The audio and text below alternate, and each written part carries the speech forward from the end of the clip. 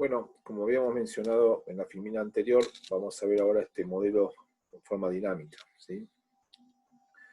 Entonces, tenemos en el eje de la Y la concentración de una droga X en nanogramos por mililitro. Listo. Tenemos en el eje de la X el tiempo. Puede ser en este caso horas, días. Vamos a tomar horas, porque vamos a considerar la vida media de una droga en horas.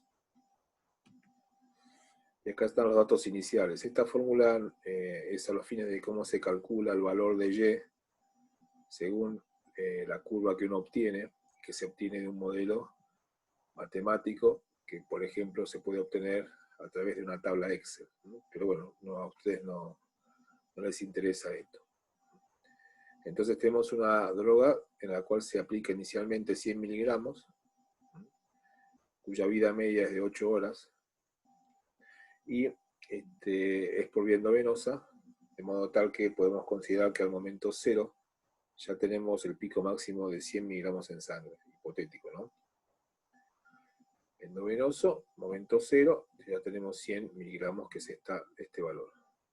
Y empezamos a aplicarle distintas vidas medias, teniendo en cuenta, recordando el concepto de que una vida media, en este caso es 8 horas, es el tiempo necesario para que la concentración inicial o que va quedando caiga a la mitad. Entonces, aplico una primera vida media, que son de 8 horas, registro el valor, que cae de 100 a 50, porque recuerden que es el tiempo en el cual cae al 50% del valor anterior o inicial. Entonces dibujo un punto en esta gráfica o eje cartesiano, que toma el valor de Y de 8 horas y el valor de X de 8 horas y el valor de Y de 50 miligramos, y dibujo un punto. Vuelvo a repetir este procedimiento, aplico una segunda vida media de 8 horas, y ahora tomo el valor de 50 y lo llevo a su mitad, que es 25. Registro ese punto en el plano, con sus valores en el eje de las X, el eje de la X y de la Y. Aplico una tercera vida media, otra vez tengo la mitad del valor anterior de 25 a 12,5. Dibujo ese punto. Hago otra vida media más, 8 horas más. Me voy a dar la mitad, 6,75. Dibujo ese punto. Y yo arbitrariamente voy a tomar una última vida media de 8 horas, que me da un valor de 3,37. Lo dibujo. Esto es arbitrario. Yo podría seguir haciendo este procedimiento de manera infinita, y ustedes se darán cuenta de que nunca llegaría a cero, porque siempre va a haber un número más chico que el anterior. Cuando sucede eso, que yo a través de una división no me acerco nunca al cero, matemáticamente se llama asíntota horizontal. Es decir que a pesar de que pasen cientos o miles de vidas medias, siempre va a haber un valor ínfimo, y ese valor va a estar presente hasta el momento en que fallezcamos. Quiere decir que yo siempre voy a tener algo de esa droga que en algún momento me apliqué. El tema es que, como yo voy viendo que los valores en concentración en sangre se van a hacer cada vez más chiquititos, obviamente que si tengo muchas vidas medias, el valor es tan pequeño que probablemente, por ejemplo, no pueda ser detectado en un testeo antidopaje. Entonces, una vez que entendemos este concepto y tenemos los puntos dibujados en el gráfico, realizamos la curva. Y es una curva en donde cae un porcentaje fijo y no una concentración fija. No es que caen 10 miligramos por hora, sino que es el 50% de lo que quedaba antes. Esto se llama cinética de orden 1. Y es un modelo a dosis única. Yo apliqué una sola dosis y no volví a tomar más nada. Ahora en un ratito vamos a analizar el modelo a dosis múltiple. Y como yo voy viendo, como dibujo aquí, cae a la mitad, el 50% de 100 es 25. En la segunda vida media aplico el mismo concepto, la mitad de 50 es 25.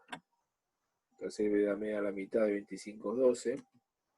Cuarta vida media, la mitad de 12 es 6,75. Quinta vida media, la mitad de 6,75 es 3,37. Y acá detengo arbitrariamente, insisto. O sea, yo podría seguir esto de forma infinita.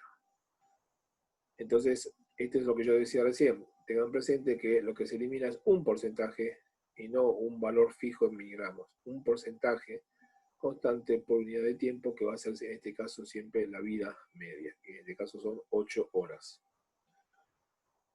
Y acá el símbolo de infinito, acá chiquitito, me está representando lo que yo les decía recién de la asíntota horizontal, es decir, que no vamos a llegar nunca al valor de cero.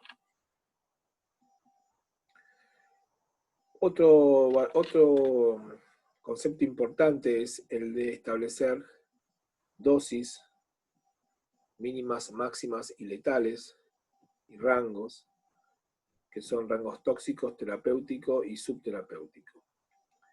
Este modelo también representa a una única administración, una única dosis.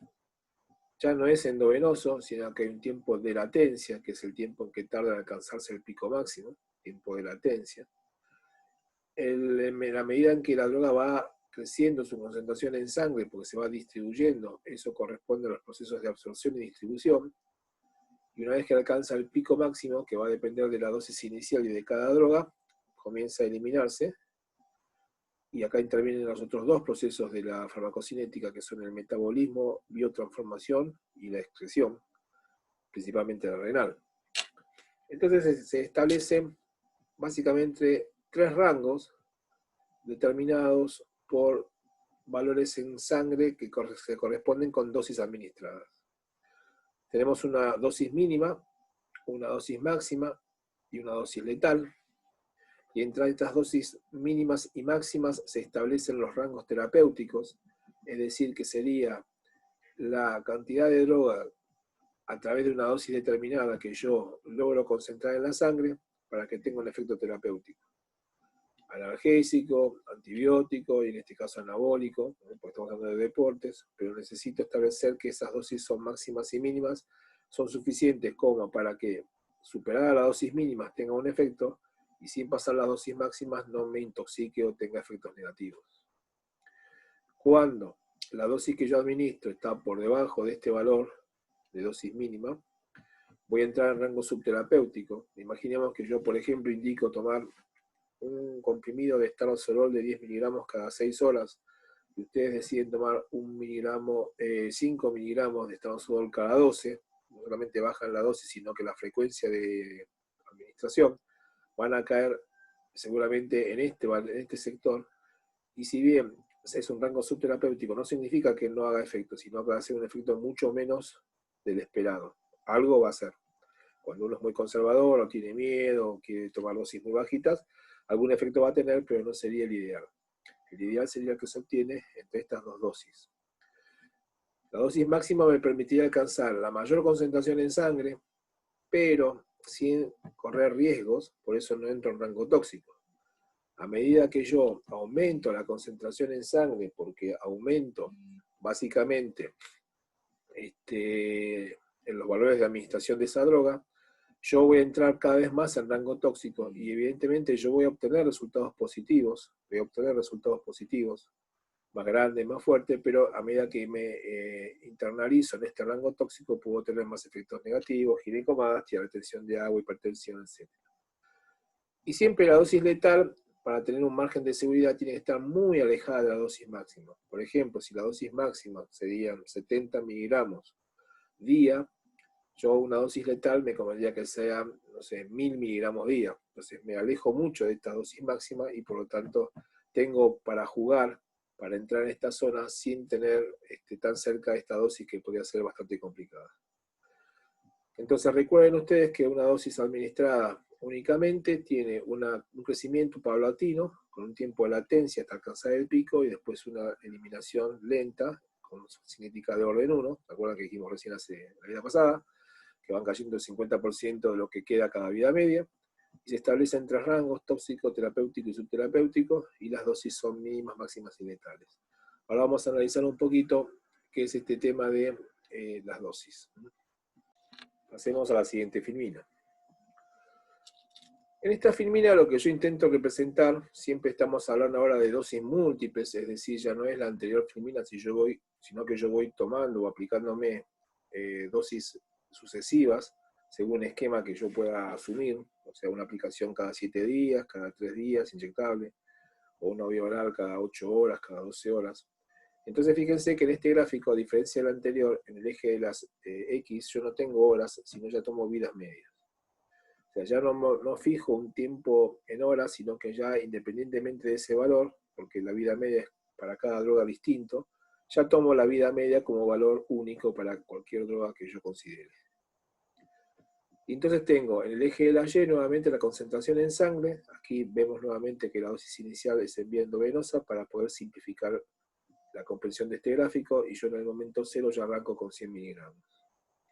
Y lo que yo voy a tratar de ejemplificar aquí es cómo, aplicando una nueva dosis en el momento en que se llega a esa vida media, yo voy obteniendo una progresión en la concentración plasmática hasta alcanzar un momento en el cual me sitúo dentro del rango terapéutico entre la dosis máxima y la mínima, en un modelo en donde lo que yo suministro es exactamente igual a lo que yo elimino. ¿Cómo se explica esto? Es muy sencillo, es a nivel matemático. Si yo aplico una vida media y a 100 miligramos le aplico el 50%, caigo a 50. Si a esos 50 miligramos yo le sumo una segunda dosis, que va a ser siempre una constante, 100 miligramos, me voy a 150. Si a esos 150 miligramos le aplico una segunda vida media, es decir, caigo a la mitad, voy a 75. Si a esos 75 le aplico una tercera dosis, que es de 100 miligramos, siempre una constante, me voy a 175. Y así voy jugando sucesivamente, es decir, de 175 aplico la mitad, tercera vida media, me voy a 87,5. 87,5 vuelvo a subir, aplico 100 miligramos, me voy a 187,5. Aplico una cuarta vida media, la mitad, 93,75. Aplico una cuarta dosis, 100 miligramos, quinta dosis, 100 miligramos a 193,75.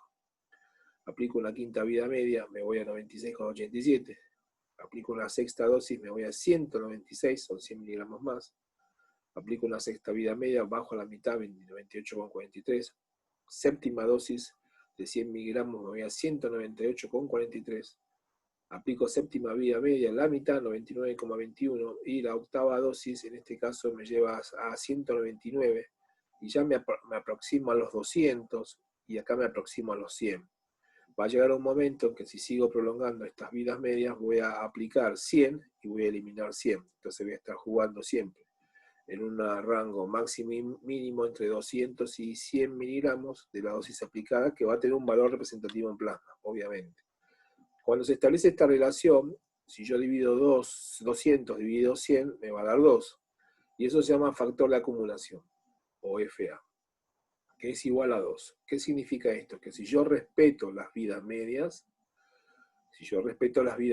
dependiendo de la dosis que yo utilice, yo pongo acá 200, acá me va a quedar 400, 200. Yo pongo acá 300, acá me va a quedar 600, 300, porque siempre va a ser el rango de acumulación igual a 2, el factor de acumulación igual a 2. Quiere decir que acá estoy respetando las vidas medias, y por lo tanto, cuando yo dejo pasar 6, 7, 8 vidas medias, obtengo un pico valle en función de las dosis que yo me apliqué.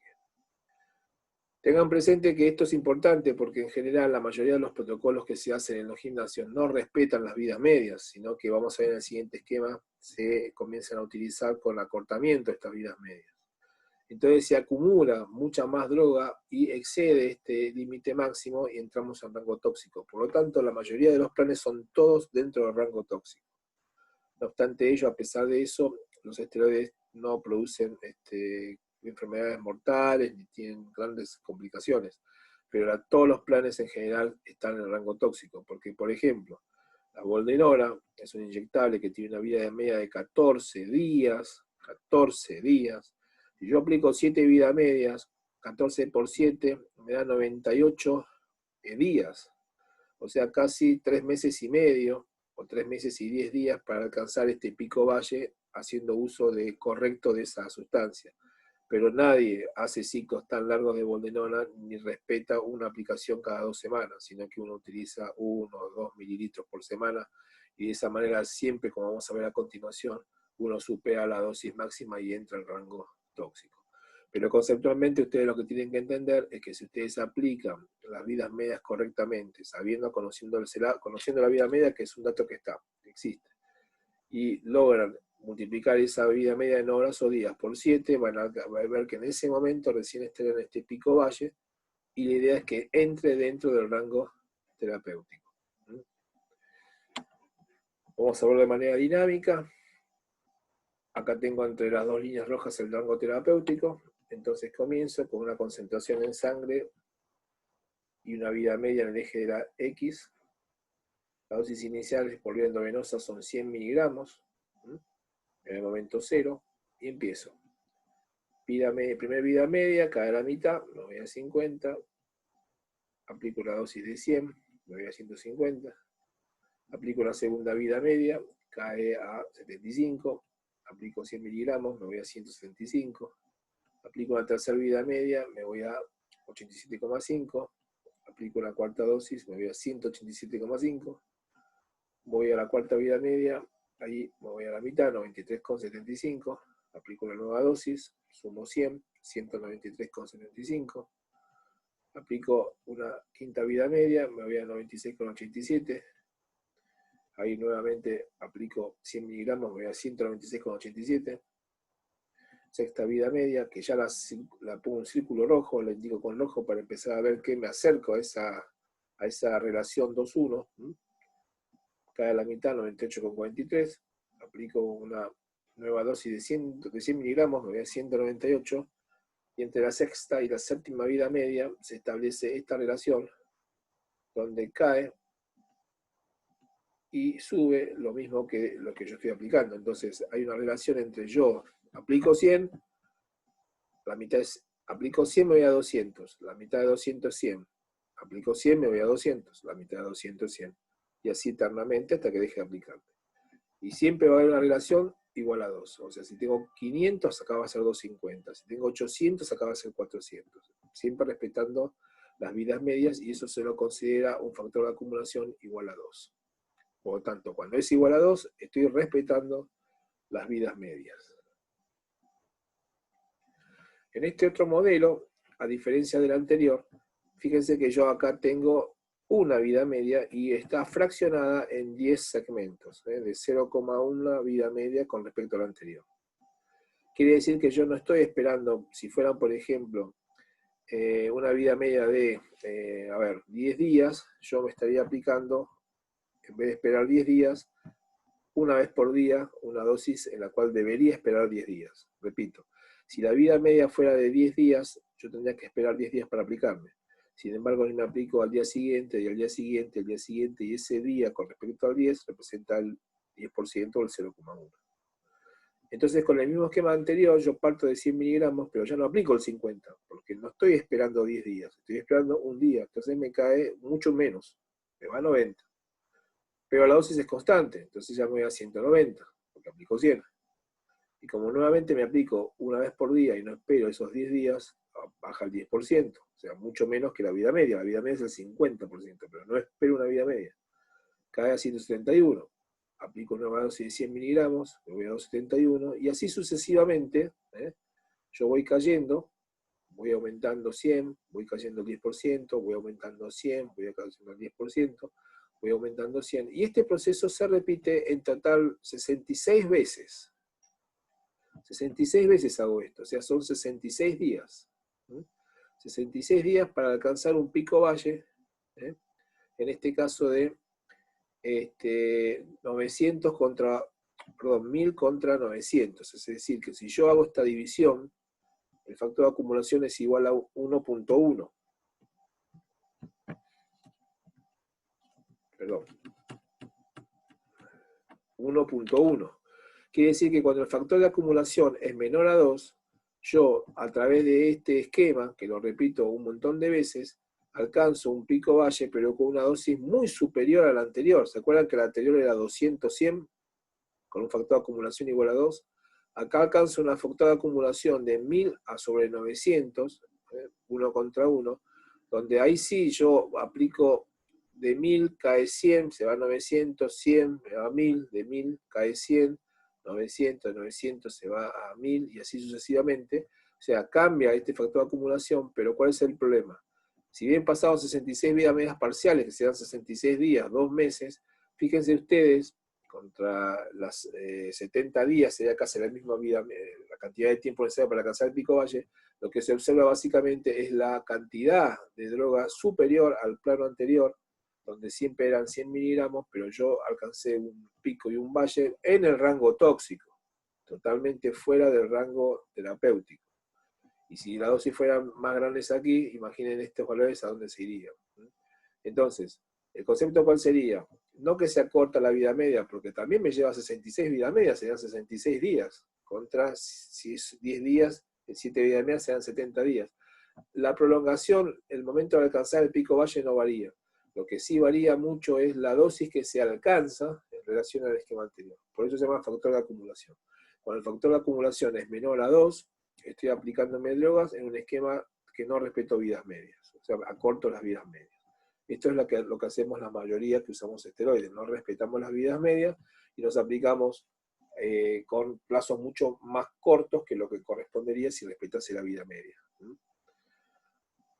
En cambio, por otro lado, si yo soy muy conservador y decido dejar pasar mucho tiempo, extiendo más allá de la vida media la segunda aplicación o la segunda dosis, porque de repente soy conservador, quiero ver, tengo miedo, fíjense que dejo pasar 1.4 de la vida media. Si fuera 10 días, serían 14 días. No me aplico cada 10 días, me aplico cada 14 días.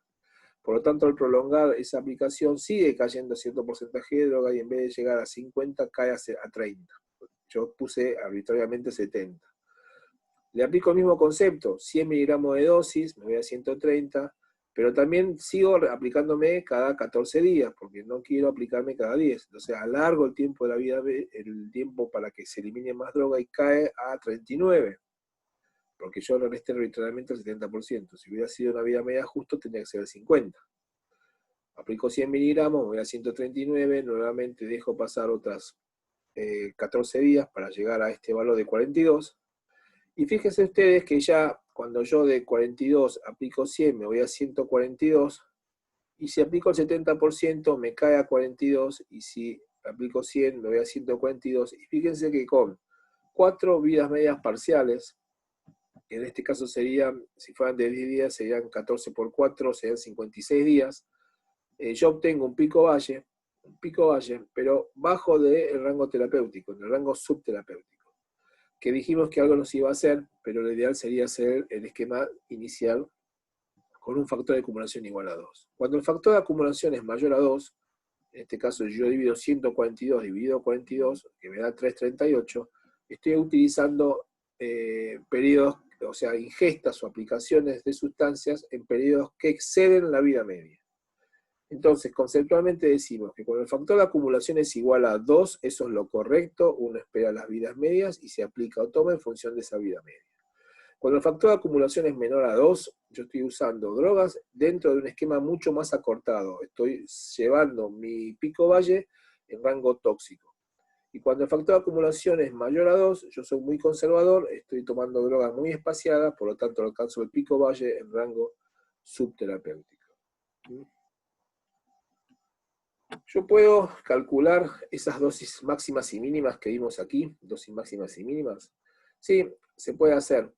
Lo que uno tiene que hacer es utilizar estos cálculos. Acá dice tiempo de administración por el 50% sobre el tiempo de vida media. Eso me va a dar un porcentaje de droga eliminada. La dosis máxima, ¿cómo se entiende? La dosis administrada sobre el porcentaje de droga eliminada por 100, y la dosis mínima sería simplemente restar a la dosis máxima la dosis administrada. Para no complicarlos, porque esto parece chino básico, lo vamos a hacer en un ejemplo. Supongamos que yo tengo una dosis de 40 miligramos de una sustancia, y su vida media es de 9 horas, pero yo decido aplicármelas cada 4 horas. Entonces, siguiendo la fórmula anterior, el tiempo de administración, que sería en este caso 4 horas, multiplicado por el 50% sobre el tiempo de vida media. Yo tacho horas, me queda como unidad de medida del porcentaje y sé que eso es el 22%. ¿Y cómo hago al calcular las dosis máximas? Muy bien, agarro y multiplico la dosis administrada, que en este caso sería 40 miligramos, por dividido 22% multiplicado por 100%. Si tacho estos porcentajes, me tengo que dar 181,88 miligramos. Y la dosis mínima surge de restar a la dosis máxima estos 40 miligramos y me queda 142. En resumen, Lo que yo quiero que ustedes entiendan básicamente es que si yo acorto los tiempos de vida media, en vez de aplicarlo cada 9, cada 4, fíjense ustedes, si el factor de acumulación fuera 2 y es correctamente lo que yo estaría utilizando, con vidas medias respetadas, mis dosis máximas y mínimas serían de 80 y 40. Por eso es 2, porque 80 dividido 2 me da 40. O 40 a la mitad de 80. Pero si yo aplico 4 horas, porque estoy aplicando la droga en tiempos más cortos, dijimos que el factor de acumulación era menor a 2, y fíjense ustedes cómo las dosis mínimas y máximas se van muy arriba del esquema correcto. Quiere decir que cuando yo acorto los tiempos de administración, porque yo me hice un testovirones cada 14 días y yo me aplico uno cada 3 días, voy a ir a este esquema. Por lo tanto, voy a tener mucha más concentración de droga en la sangre y eso siempre me va a poner en rango tóxico. Tiempo para alcanzar el pico valle. Bueno, esto a ustedes mucho no les interesa, lo vamos a pasar por alto y vamos a ir a las vías de administración. Las vías de administración en general son dos. Hay unos geles de testosterona que se usa para andropausia. Puede haber una vía subcutánea, que acá no la coloqué porque en esteroides generalmente son todas intramusculares.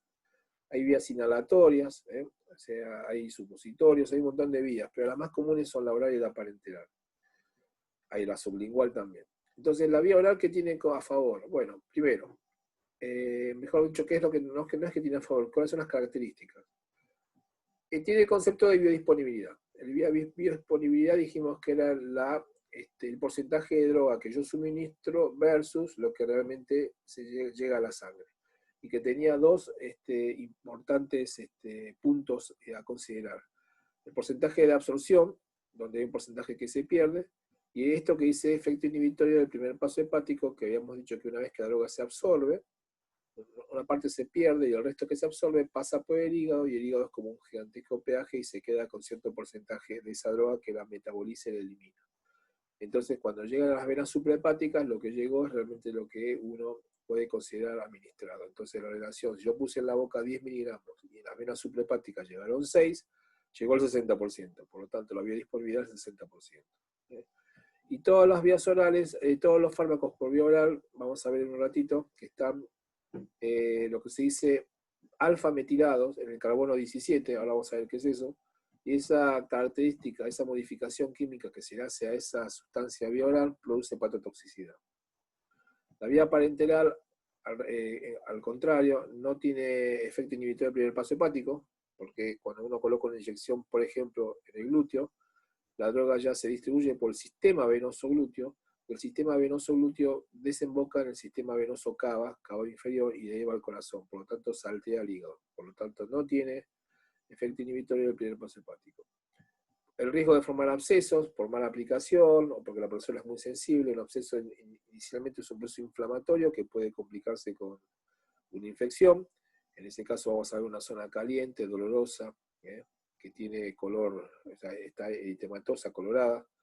A veces con antibióticos eso se resuelve bien, y en los casos más graves uno necesita ir a una guardia porque hay que hacer un drenaje mecánico, o sea, hay que punzar ese absceso con un bisturí, apretarlo para que salga todo el pus y la sangre acumulada, y se deja una banda de goma durante 48 horas y no se sutura, y a las 48 horas se retira esa bandita de goma y se deja que cierre solo. El riesgo de punzar una arteria o una vena, más que nada para no provocar una molécula de grasa dentro de una vena, que eso podría ser peligroso. Y si hay una punción de un nervio, generalmente va a dar electricidad, pero no es nada que uno pueda preocuparse. Sí es más preocupante la punción arterial-venosa e inyectar dentro de una arteria, una vena, una sustancia que sea oleosa o aceitosa. Y la formación de sitios activos o ésteres, esto es básicamente, vamos a ver un ratito, la formación de dos fases, porque la mayoría de los inyectables de los esteroides, no las hormonas polipeptídicas, pero los esteroides son aceites, y esto forman micelas, es decir, lo mismo que uno observa cuando tiene una cacerola con agua y tira aceite para hacer los fideos, se forman unas gigantescas vacuolas de aceite llamadas micelas. Lo mismo sucede en el glúteo en este caso, imaginemos que es intramuscular profunda a nivel glúteo, y ahí se procede a liberar de manera lenta y por una cuestión de concentración o diferencia de concentración de una droga X, imaginemos testosterona, va saliendo de ese sitio activo hacia la circulación. Aquí tenemos representada esquemáticamente las diferencias entre vía oral y parenteral. Fíjense que la vía parenteral se inyecta a nivel glúteo, alcanza el sistema venoso glúteo, que desemboca en el sistema de la vena cava inferior, que va directamente al corazón, por lo tanto no atraviesa el hígado. Mientras que la vía oral pasa esófago, estómago, duodeno, yeyuno, ilion, aquí se absorbe un porcentaje importante o no, el resto se pierde por materia fecal, sí o sí tiene que ingresar al sistema de la vena porta que la conduce al hígado, y el hígado, como un gigantesco peaje, va a biotransformar y excretar cierta cantidad, y el porcentaje que queda sigue de largo, y ese es el que finalmente se considera como un sistema. Y la relación que había entre lo que yo coloqué en la boca y lo que yo mido acá, la vena suprahepática, sería la biodisponibilidad. ¿Eh? Bueno, ¿qué es la farmacotecnia? La farmacotecnia son aquellas manipulaciones que uno hace a las drogas para que puedan modificar ciertas características o eliminar algunas que puedan ser necesario eliminar, por ejemplo, efectos adversos. A nivel de los fármacos que se usan en el deporte, los más comunes dentro del rango de los esteroides anabólicos androgénicos son la esterificación y la alquilación. Esto se hace básicamente para alargar la vida media, porque la testosterona, por un lado, tiene una vida media muy corta, y por otro lado, por vía oral, es inactivada. Por lo tanto, se necesitan hacer ciertas modificaciones a esa molécula original de testosterona para que pueda ser permeable para poder utilizarse por vía, por ejemplo, oral. Entonces, farmacotecnia básicamente es eso, es agregar o modificar químicamente la molécula original para modificar sus características farmacocinéticas o farmacodinámicas. Esta es la estructura química básica de la testosterona. Su estructura esteroidea significa que tiene anillos, pero no nos dice más nada. Por ejemplo, existen esteroides antiinflamatorios, los corticoides. Esto es un esteroide anabólico androgénico. Yo estoy definiendo que es un esteroide porque tiene estructura en anillos. Es anabólica porque me permite aumentar la masa muscular o trabaja sobre los tejidos. Y es androgénica. Es importante la palabra androgénica porque andro en latín es masculino. Entonces las mujeres tienen que tener cuidado porque pueden sufrir masculinización. Cada anillo se enumera con una letra, A, B, C y D. Acá tenemos numerados también en cada posición los átomos de carbono. Fíjense que tiene en total 19 átomos de carbono, recuerden este número. Y fíjense estas dobles ligaduras, que son importantes porque cuando yo al primer anillo le agrego una segunda doble ligadura entre 2 y 3, y una tercera doble ligadura entre 1 y 10, y hago perder este átomo de carbono, lo que tengo es un estrógeno. Aunque parezca mentira, la testosterona se puede transformar en estrógenos y de esa manera puede hacer que la persona sufra ciertos procesos que derivan del exceso de estrógenos en el hombre, por ejemplo, ginecomastia, por ejemplo. Entonces, esta molécula original se va a ir modificando. Este es el famoso carbono 17 que yo les mencioné hace un ratito. Acá se va a colocar una estructura química llamada metilo. La alfa-metilación. Alfa indica la posición espacial, es como decir derecho, izquierdo, o adelante o atrás. En el carbono 17, posición alfa, se agrega ese grupo llamado metilo, y esto se transforma en un compuesto llamado metiltestosterona. Entonces, acá, bueno, vamos a dejar acá para seguir en la tercera charla. Estos son los procesos que vamos a analizar a continuación. Tenemos la esterificación, tenemos la alquilación, y otras, entre ellas la nandrolona y el esteranzolol, que tienen características propias. La esterificación, básicamente, vamos a ver que es la unión de un ácido graso, a una testosterona, y que esa unión de ese ácido graso va a modificar su vida media. Y que estos ácidos grasos, por eso hay tantos ésteres de testosterona, cada ácido graso tiene características que hacen a la cantidad de átomos de carbono. El propionato es el que menos átomos de carbono tiene 3, el decanoato tiene 11, el enantato tiene 7, el cipranoato tiene 8, o sea, cada uno de estos átomos de ácidos grasos tiene una longitud de átomos de carbono, y a mayor longitud, mayor vida media. Es decir, cuando yo uno, por ejemplo, el ácido propiónico, que tiene 3 átomos de carbono, con la testosterona, voy a formar propionato de testosterona. Entonces, cuando yo formo propionato de testosterona, ahí tengo ya un éster que va a depender su vida media, ya no de los 7 o 10 minutos que la testosterona duraría de manera natural, sino que la prolonga en 3 días, y así con todos los ésteres. La alquilación la vamos a ver también, que es el agregado del grupo metilo, en carbono 17, generalmente, También se puede meter el carbono 1, este ya no sería tan hepatotóxico. La nandrolona pierde un átomo de carbono, por eso se transforma en un compuesto con 18 átomos de carbono, y el estanozolol tiene lo que se conoce como anillo pirazol, que es una estructura especial, un quinto anillo que le impide, por ejemplo, aromatizar o formar estrógenos, y eso lo hace único dentro de todo el grupo de los esteroides. Bueno, vamos a dejar aquí para seguir la tercera charla, así que los veo en unos 10 minutos.